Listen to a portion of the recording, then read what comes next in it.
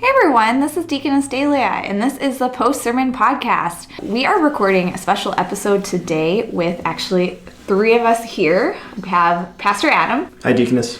And Vicar James. Hello, all.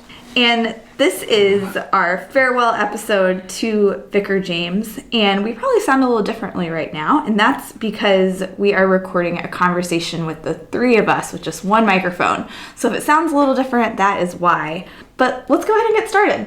So you are finished with your vicarage now, well, almost, I guess a few more days, and you're about to start your fourth year of seminary. So what are you expecting in this next year? Lots of sleep, I think. Sleep. And Sunday's not coming, which is what you said, too.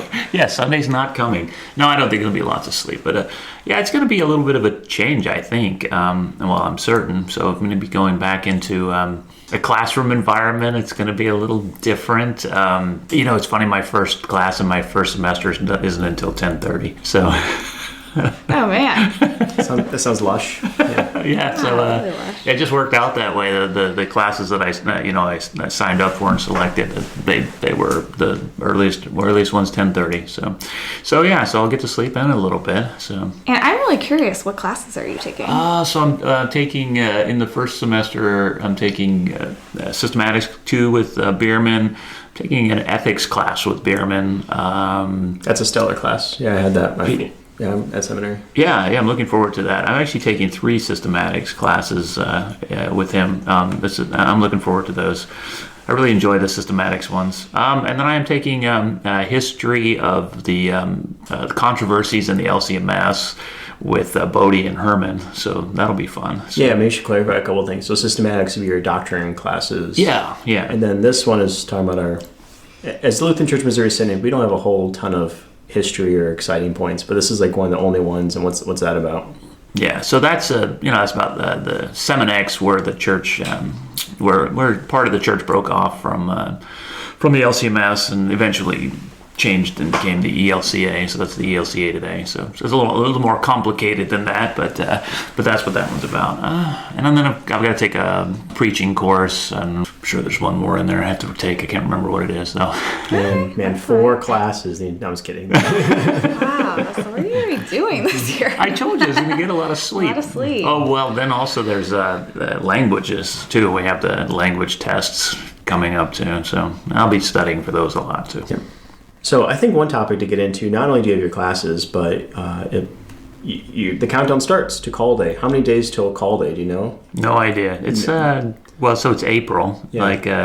I'm not sure, but I think it's like April 28th or something like that. Yeah. You'll definitely have that guy in your class that will tell you down to the minute, like when call day is, and like. You should make a bunch of links. Yeah, don't be for that guy. Each day. Take it off. So then you want me to call you up every day and tell you how many more days to call day? No, I don't want to have to block you. I like to maintain a good relationship with you, so that'd be good. Yeah, and well, since it is less than a year away, I mean, 9 months is not that much time. Does it feel long? Does it still feel like, oh, that's way off in the distance? Or is it starting to become more and more real? No, I wouldn't say it feels long or short. To be honest with you, it's not something I've really been focusing on the last year. So I think it'll become more real next year. It's not something that I've been just concentrating on. So it's also not something I really worry too much about. And I guess, sure, that makes sense. And this would be a question maybe for both of you guys, just in case, I'm sure a lot of people listening, and myself included, I'm not super familiar with the call process from the seminary. So what are some things that'll happen this year to kind of get you ready for the actual call day where you find out where you'll go? Well, I can only give you general information because we haven't gone through it, but Pastor Adam probably has a little bit more information there. But I know that it's a little similar to the vicarage process in that they interview you and they have you fill out, what's the name of that form you have to fill out with your different theological positions and stuff?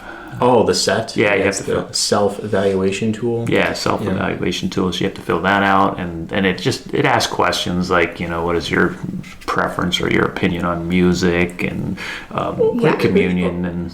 Yeah, and there's also just things like they'll try to find out what are general areas of the country you like to live in, or type of community, or type of ministry, a mission plant, or urban ministry, and so on.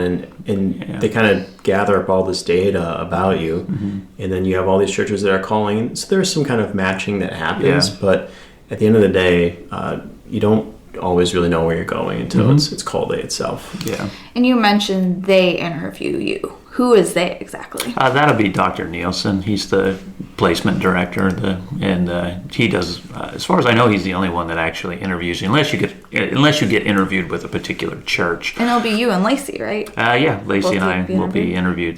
They always encourage your spouse to be there, because she's going to be part of the ministry, in some way or another. So yeah, sure, that makes sense.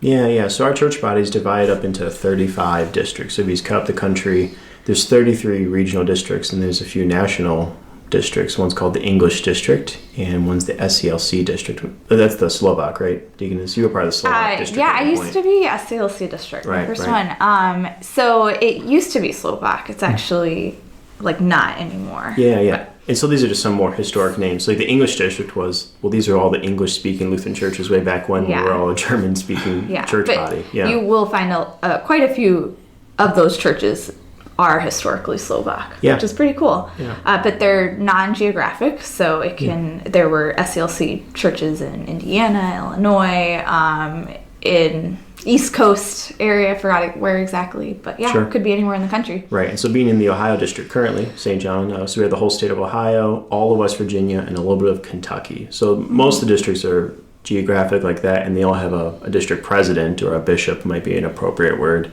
And so you have 35 of them. And they all know their congregations. They know who needs pastors and church workers. And so they're working with our seminaries. So Dr. Nielsen, you mentioned, would be the placement director for the St. Louis Seminary. And they're all trying to haggle this all out. NFL draft makes it sound too cool. But it's definitely along those lines there. And all in all, in the entire process, the Holy Spirit's guiding it. And we trust it as human and as involved, and preferences and all that. The Spirit is raising up workers for the church. Christ is sending out laborers into the harvest fields, and that's so cool. And you go to seminary, and call day is coming, and it's always coming. And even coming off of vicarage, you're not even waiting a whole year, right? It's gonna be April, and that's always a little daunting to realize. It's gonna be real much sooner than you think. And I remember going off of vicarage and just kind of being able to breathe, and I need to read more. I need to pause for a minute and just kind of catch up, and because the tone changes in your classes. Your profs treat you a little bit differently, and it's pretty cool to be on the side of it. So then, where do you hope to be called?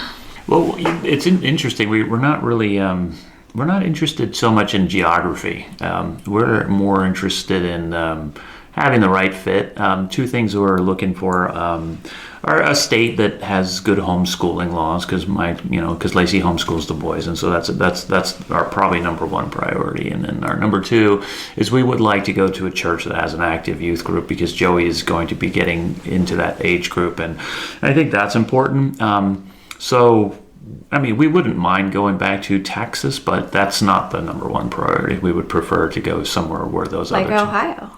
Ohio would be fine with us. It has good homeschool laws, and we wouldn't mind, and we love it here. Of course, we've only ever been to Dublin and the surrounding area. So. I thought you were going to say an area that doesn't get a lot of snow. I thought that would be good. Yeah. So.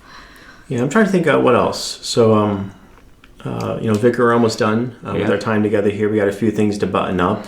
Part of the vicarage process is we do evaluations, and so you're completing your final evaluation from your standpoint, and I have a full evaluation I have to fill out for you, and typically the expectation is we sit down and we share them together and talk about them. So I thought we could do it over the podcast. Oh, sounds good. Yeah, my joke. See,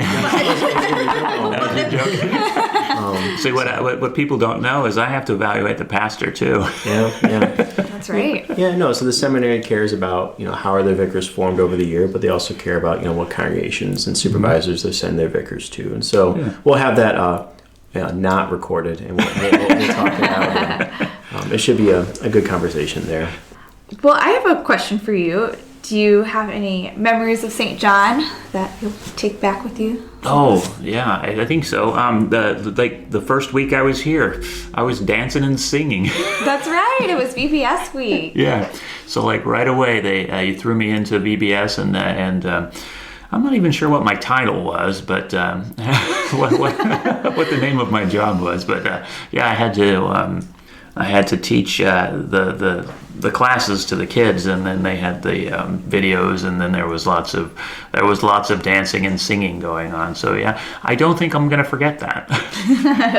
There's lots of things that I enjoyed here. I really liked Easter Vigil service is another fun. That's what I was just thinking about. Yeah. I thought Holy Week just in general is always really cool to go with, like, or to just have as a staff, have that experience together. But yeah, the Vigil. Yeah. I think for me, Holy Week was a little bit less hectic than Pastors was for certain.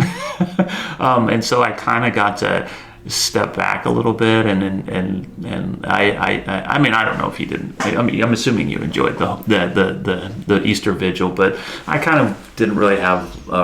After I preached Monday, Thursday, Easter week was kind of just, you know, I was helping with the liturgy and all, so I got to enjoy the Easter Vigil, you know, and not worry so much about just preaching the next day or having all these other things going on. And so, yeah, I really enjoyed that. So it was kind of fun Easter week going through. I could see kind of both perspectives, where I got to kind of enjoy the service and see how things were going on, but also see how hectic it was for Pastor, you know, as he was going through it. So yeah, so I thought that was good. Can I just say one memory I won't forget? This has to be around the time you got here, but it was Irish Fest. And remember, Irish Fest was very different, and it was raining the whole time, and we were like inside for a while, and we came back out to the tents, and not too many people came by, but it was kind of fun. Yeah, weather was terrible, and they had a bunch of COVID procedures in place. So it was just a very different experience still. And we were just, all night as a staff, we were just trying to paint a picture for Vicar. Here's what it's really like. And it's like, okay, sure. Yeah, it was fine, but it wasn't I think it was we were there for about 4 hours or something like that. We spent about an hour and a half inside of a building because it was storming outside. So. Vicar, one of the things that the seminary really relies upon is the year of vicarage as being a formative year, a year to teach a lot and do a lot of things that you don't necessarily pick up in the classroom. And so what's something you learned here but not at the seminary? I think probably the thing I'm going to take away as far as teaching is concerned is the importance of the systematics classes. I really, in fact, I wasn't entirely certain what classes I was going to take in my fourth year until this year. When I started to teach the different classes, I realized how important it is to have the systematics locked in, like to be able to just say the theology and be able to speak it as we understand it as Lutherans. And so I think that is something I learned here. It's not something that they necessarily like beat into you there, because before you come here, I think we only have 2 or 3 systematics classes, and they're kind of general. And so I think it's really helpful. I mean, Dr. Mars was a professor at seminary. He mentioned one time that seminary students are really good at talking about theology, but they don't know where to find it. And that's kind of how I felt some of the times. It's like I know what the right answer is, and I can kind of roundabout get there. But I think that was something that was really locked in for me here, is like the importance of being able to just articulate that in the right way. And so so again, the systematics, those are the doctrine courses. Often when we hear the word doctrine, we think of just something that's on the shelf, it collects dust, it's a piece of history. Well, actually not. There are history classes, there's historical theology classes you take, so like your controversies one you mentioned. But systematics and doctrine is all about how do we take this faith that Jesus has given to us, and how do we live and apply it today? And so it's a living tension, it's a living conversation, and it's the unchanging faith of Christ. And you start leading a Bible study, and people start asking questions, and you just got to start to be nimble on your feet. And I could see why you have that appreciation there. And at the same time, I think part of the task of theology is saying I don't know, and when to keep silence. When to not speak when Christ hasn't spoken either about this. Yeah, and I'd just add to that, I mean, when to keep silence and just, like, showing sensitivity, too. Like, sometimes the questions, like, what is the question behind the question? Yeah. I know that's something that we talk about and I've learned from you. But just to be sensitive of that, where people are coming from with it, but still, of course, boldly, teaching what we know to be true as well. So now that we're on the other side of your vicarage, I'm sure you've already gotten this question a lot. Why do you want to be a pastor? I've had that question. You're right. I've had that question quite a bit.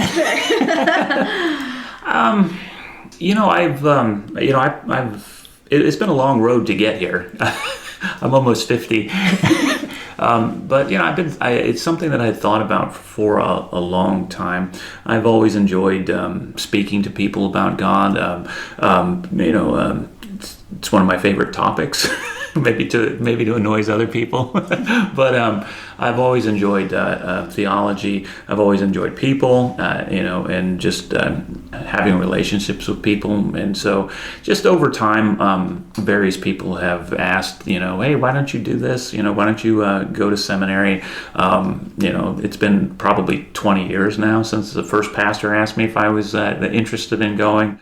So why be a pastor? I think it's an important job, and it's something that I enjoy doing, teaching, preaching, and just caring for people, being out there and talking to people and being there for them. And so it's just something that I felt called to do. And I'm kind of a slow learner, so it took me a few years to get there.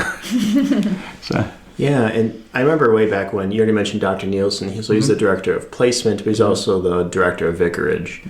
And he gave me a phone call back when we still had Vicar Caleb, right? We still finished Caleb's vicarage here, and he was saying, hey, I might have someone who's interested, who might be a good fit for vicar this upcoming year, but there was this question about homeschool laws and stuff and whatnot in this area, but also would it be okay if he's older than you? He's a second career guy, and that was an exciting opportunity just to show that the Lord calls people into the ministry, and it's not just I missed my chance or something like that, but there's always the opportunity to grow. And so I just enjoyed the opportunity this year working with you.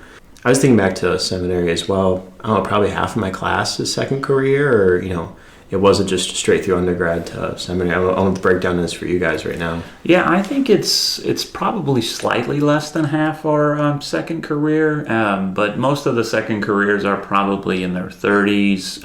There's one guy who's 46, so he's right behind me. And then we did have two RARs who were older than me. So RAR's residential alternative route. They slightly different program, but they're another way to head to ordination. Yes, another way to head to ordination. So theirs is just a 3-year program.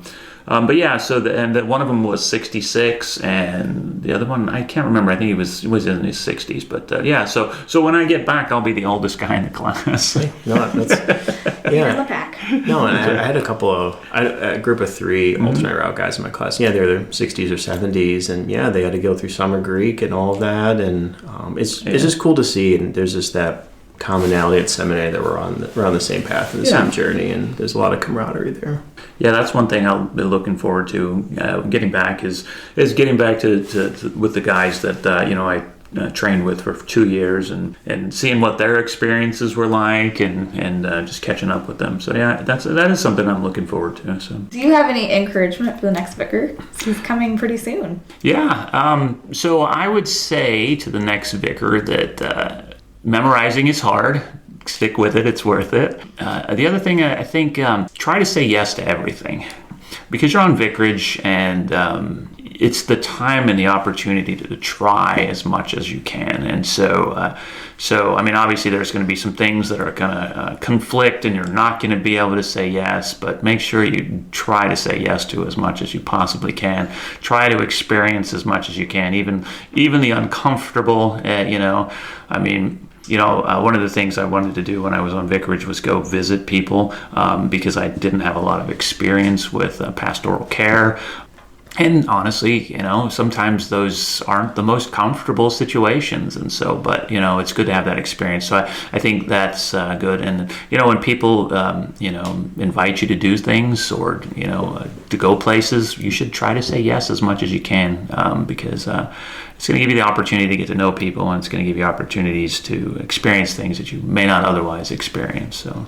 Yeah, so you bring up something that is a common talking point, at least at seminary or just in the church at large, about involvement and even just burnout for pastors and church workers. And so the seminary is definitely concerned with making sure you set boundaries and protecting personal health and family time and this sort of thing.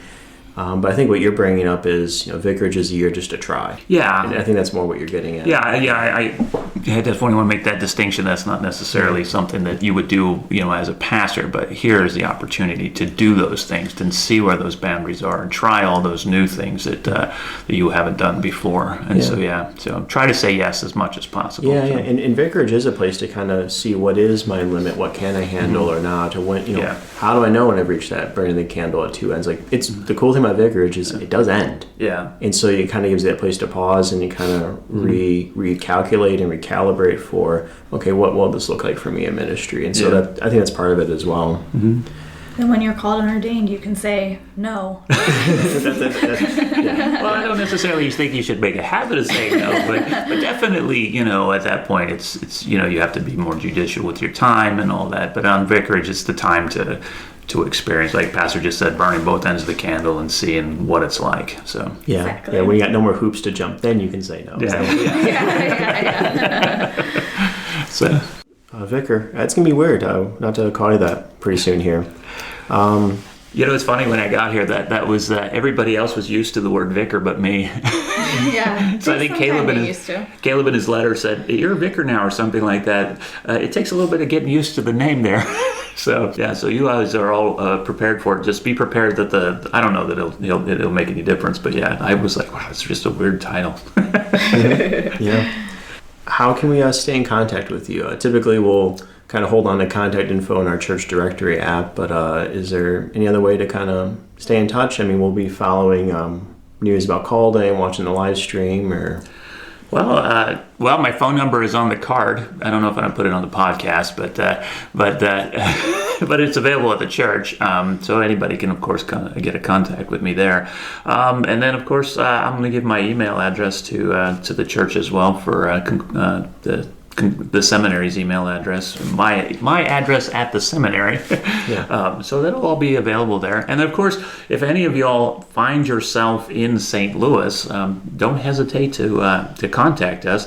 I happen to be a certified tour guide, as was Pastor Adam too. Yeah. So if you happen to find yourself in St. Louis, come by and visit, and we'll give you a tour of the seminary. You can climb the tower. That's right. We'll take you up the tower and show you where all the secret places are in the seminary. So, I'm trying to think, Deaconess, is there anything else we should talk about here with our farewell episode? Yeah, I'm not sure if we have anything else that's kind of sad to end the episode. But no, we've really enjoyed having you here. You're only the second vicar we've had, but I think we've already learned so much, just like you've learned a lot coming here.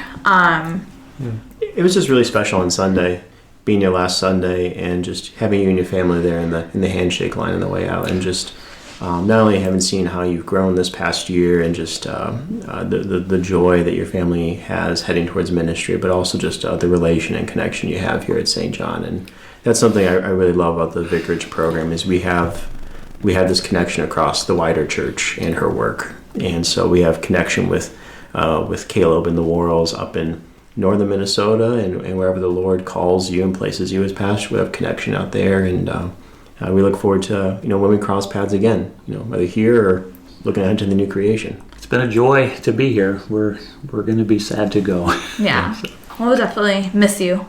So you notice when this episode came out, it's the Burks already moved away, but this is kind of meant to fill a slot while we have some flux in our summer schedule amongst preachers and staff. And we're looking to get back into a more regular routine with the post-sermon podcast. And we'll probably do an intro episode with Vicar Allen, right? Oh, yeah, I was going to ask that. When is the Vicar's first podcast? The new Yeah, vicars. I'm not sure. But he'll probably sit in and observe one of them too. Yeah. You know when his first preaching date is? I have an idea in mind. I gotta confirm my calendar with him, but I think I know when we're gonna have him preach first, and I'm just excited for you, Deaconess, to be a host and just sit there in silence and see what he does. You know, that'd be great. Poor guy. No, it'll be good. All right. Well, that concludes our episode. Thank you again, Vicar, and thank you to Pastor for joining us for this. Yeah. Well, thanks for having us. Yeah. Thanks for bearing with the audio and let us know how it sounded on your end.